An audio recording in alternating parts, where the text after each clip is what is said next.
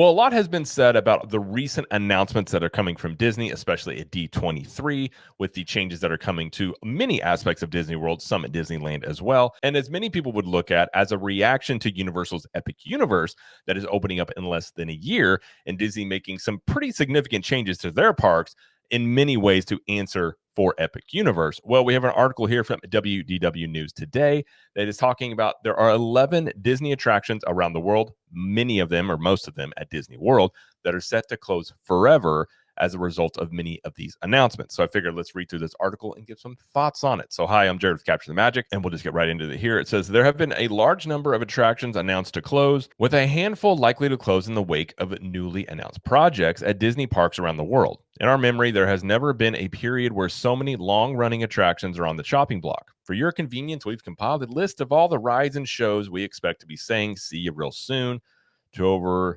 the next few months and weeks. Says Disney attractions confirmed to close permanently. Liberty Square Riverboat, sadly. Liberty Square Riverboat and Tom Sawyer Island are confirmed to close to make way for Cars in Frontierland. Because, of course, Cars makes sense in Frontierland. Of course it does. A closing date has not been announced, but construction for the new Cars expansion is set to begin sometime in 2025. The Liberty Bell, which is the resident riverboat, sails the rivers of America.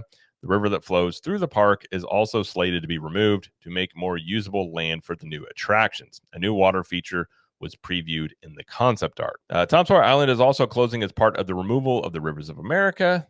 It's based on the adventures of Tom Sawyer and is a free roaming attraction with places for guests of all ages to explore, lots of play areas. I mean, Tom Sawyer Island, it has nostalgia for some people. It is a very underutilized aspect of Magic Kingdom. A lot of times people forget or don't even know it's there. It's not easy to get to. You got to take a boat over there. But it is a cool little area if you've never been here. Obviously, I would check it out soon if you're going to be into the parks. But it's a unique area because it's not like anything else that you'll find in the Magic Kingdom. Very much like you're in the wilderness. It's just, again, there's not a lot of people that go over there. It's kind of a nice little, quaint area to check out. It's got a lot of stuff for kids to do, to play over there and things like that. Lightning McQueen's Racing Academy. This was recently announced to be closing Disney's Hollywood Studios. The final show will be performed on October 7th, 2024, and we will be replaced by a villains show. Now, this one, it's kind of funny to me that villains is obviously something, and I've said many times, the villains land potential for Disney is a really big one. That is one thing that they can build, if they do it right, could really compete with what Epic Universe is doing, especially with their dark universe over there. So a villains themed show going in is not surprising, and in fact I think it's probably a pretty good idea in this area. But what's kind of funny to me is it's replacing a Cars themed show here, which it's a fine show. Our kids have enjoyed it. Our son is not really into cars like he used to be, but he used to love this show. So we've seen it a bunch of times. And it's a cute show. I think it's like 15 minutes long, not a lot to it. But it is interesting to me that, it's being taken out for villains, which is popular, but Cars is still going to wind up in Frontierland and Magic Kingdom. But I would argue Cars as a franchise isn't the strongest thing to be putting, especially in the Magic Kingdom right now. But nonetheless, Villains is replacing Cars here, which nobody really seems to be upset about. So that is going to be going away here very soon. It's tough to be a bug. This has been talked about. Entomophobics may be rejoicing, as it's tough to be a bug, and Animal Kingdom will be permanently closing. No date has been announced for the final show, but its replacement, Zootopia Better Zoo Together, is scheduled to open in winter 2025. And this one, they say tough to be a bug has been terrifying children since 1998. As it's based on A Bug's Life. And I think the entomophobics line is in reference that it uses 4D effects to create illusions, such as tubes to simulate hornet stings, air cannons, water sprayers, and more. I can't say I'm a fan of this show, but yeah. That one going away again. Zootopia actually makes some sense there. So I actually think that one is probably a pretty good move. Dinosaur, another opening day attraction at Disney's Animal Kingdom, is set to meet its end along with the rest of Dinoland USA. The land and its attractions don't have a closing date yet, but the new Pueblo Esperanza is slated to open in the fall of 2027. And this has been talked about many times as being replaced. This is going to be the Indiana Jones ride here. Uses the same ride system as the one out in Disneyland Park, but they are not going to be the same story. They're going to be something different than that one. And then the overall land Dinoland area, that's all going to be, tropical Americas. That's been confirmed for a while now from Disney, but that is what's going to be happening. It's probably the soonest thing of all the new lands that they announced that's going to be opening at Disney World.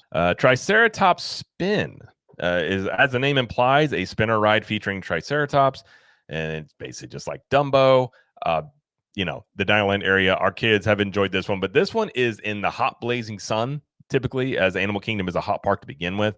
So I can't say I'm sad to see Dinoland or this one go. Again, it's a spinner ride. There's tons of these. It's a carnival-like ride. Like many of the rides in Animal Kingdom, is very much like an off-the-shelf type of ride. So this one, at least in my opinion, I'm not sad to see go. And I think, could be replaced with something much better. The Boneyard.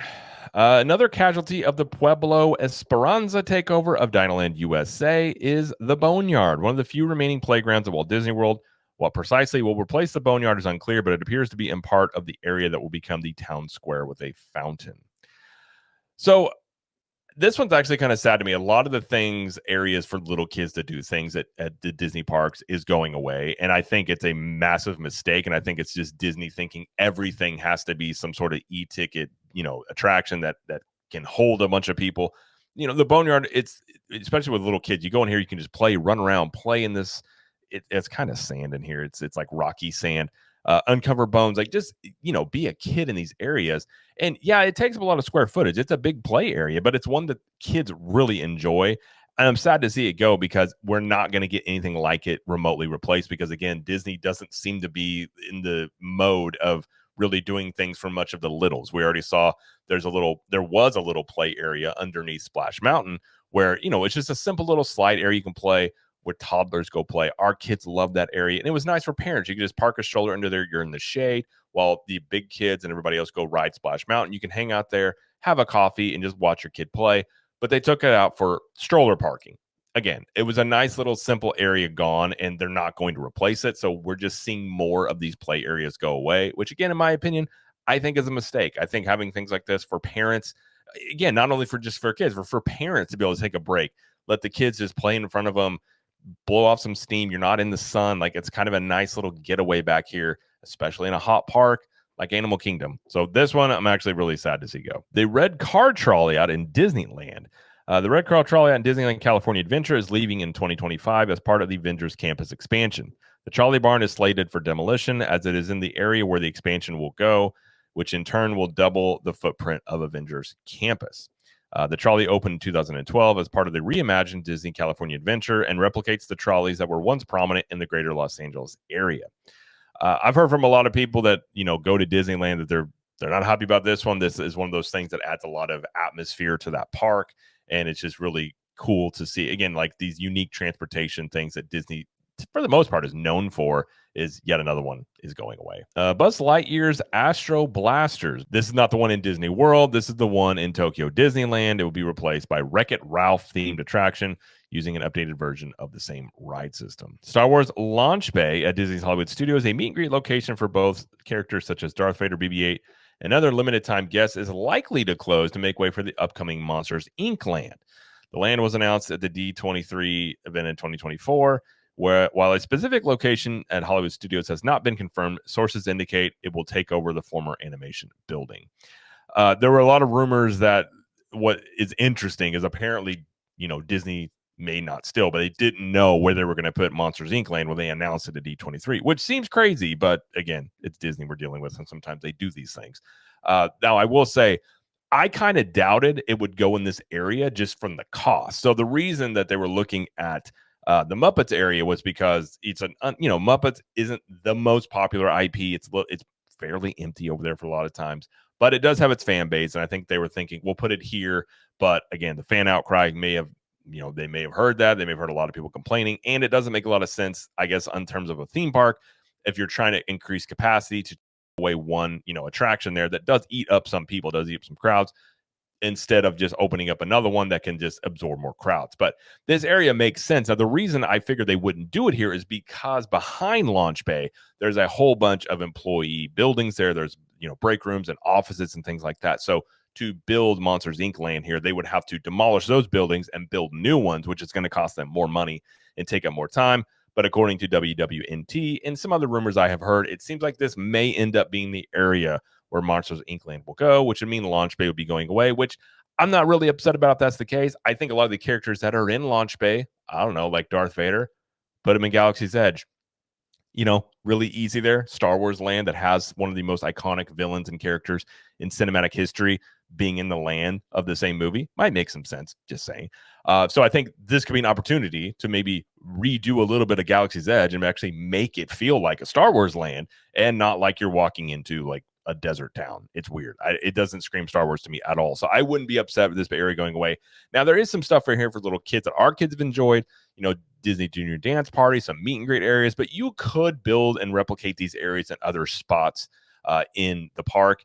And you do have the Little Mermaid show here, which was supposed to reopen later this year. If this is the case that Monsters Inc. is going to go here, that show is not going to be coming back because they will just have to tear down this whole area. So, but they're saying it's likely that it's going to go there. They went on to say, while it's unannounced at this time, Monsters Inc. Mike and Sully to the Rescue at Disney's California Adventure is likely to close to make way for the Avatar boat ride. They say the new Avatar land will take up space in Hollywood Land as well as some space not currently included in the park. While only the boat ride details are available, the concept art depicts what appears to be a mini land with shopping and/or dining experiences. And that's all of the attractions in the land they're talking about. So it's just sort of a recap. Like, it does show you, I mean, Disney is doing a lot of changes, especially when you're talking about Disney World and some at Disneyland as well.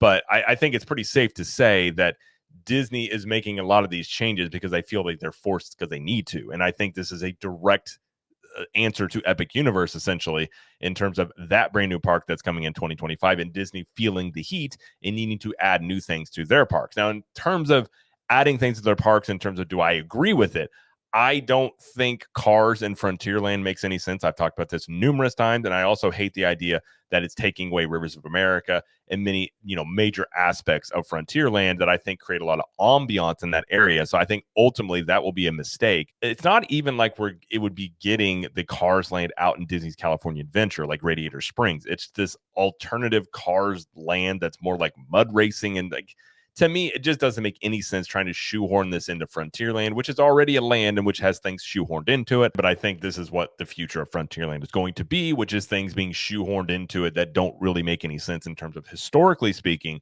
in terms of like how Walt envisioned it and set it up. But so that one, I'm not a big fan of. I do think I think the Villains Land is the one that has the most potential. I think that if done correctly, could be a real home run for Disney, undoubtedly.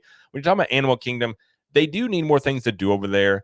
And I don't necessarily like just IPs going everywhere, especially Animal Kingdom, because Animal Kingdom does have IP related things, but not everything there was directly tied to an IP. But it just seems like Disney's incapable of thinking of anything that is not an IP now to put into the parks.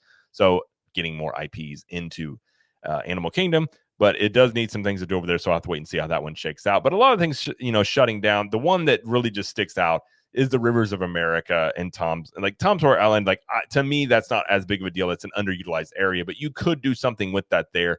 But I just think it'd be better if you're going to do Cars, which, again, I'm not a huge fan of doing it, but the Beyond Big Thunder Mountain aspect to it made a lot more sense, and I think would not anger as many people if you just had a Cars lane back there. It didn't impact any existing, especially historical structures or things that you have inside the parks. So to me, I think that would be a better one. But either way, there are 11, more than likely. I mean, some of these are a guess on their part, but, likely 11 attractions that are going to be closing in the Disney parks. And much of it, again, is them reacting to pressure from Epic Universe. And we'll have to wait and see on the construction timelines. And we have another video talking about some snags that they've hit in terms of the permit filings for the construction of the Cars Frontierland, draining of the Rivers of America, and all that stuff. So I'll have to wait and see how that one shakes out. But either way, I suppose if you want to see these things before they go, you better get to the park soon to check them out. And as they make way for new things, in my opinion, not necessarily better, but new things on the way. But either way, that is going to be it, though, for this video. If you like this video, please like it and subscribe to the channel, as we do have the coverage here of Disney World, Universal Studios, Epic Universe, and pop culture. And let us know in the comments, what do you think about these attractions closing down? And do you think that Disney's making a mistake in taking many of these away? And until next time, we will see you in the parks.